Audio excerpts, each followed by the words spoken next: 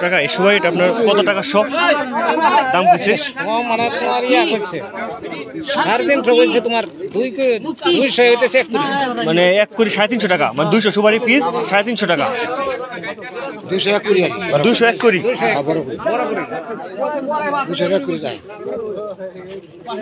Viewers, আমি একদম প্রত্যন্ত গ্রাম অঞ্চলে যে গ্রাম্য হাট রয়েছে সেই হাট থেকে কিন্তু আমি এই সুপারির দামগুলো আপডেট জানাচ্ছি। তো আপনারা দেখতে পাচ্ছেন যে সুপারিগুলো এগুলো কিন্তু আপনার 200 পিস 350 টাকা বিক্রি হইতেছে বর্তমানে।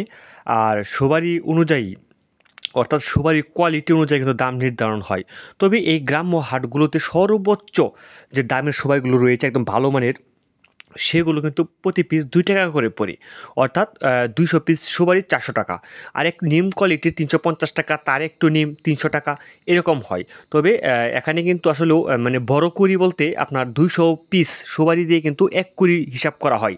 সেক্ষেত্রে কুড়ি যদি আপনার 350 টাকা হয় তাহলে আপনার 2 টাকারও কম পড়ে। তো আসলেও সুপারি অনুযায়ী দাম নির্ধারণ হয়ে থাকে। তবে খুব ভালো মানের এবং এই সুপারিগুলো দেখতে পাচ্ছেন কাঁচা পাকা মিক্স, এগুলো কিন্তু আপনার 300 টাকা কুড়ি বা 350 টাকা কুড়ি এরকম, মানে 1.5 টাকা পিস, 1.5 টাকা পিস পরে 2 টাকারও কিন্তু কম পড়ে, এরকম অবস্থায় এই সুপারির দামগুলো রয়েছে। তবে সর্বোচ্চ হাই কোয়ালিটির সুপারির দাম হচ্ছে আপনার 2 টাকা পিস।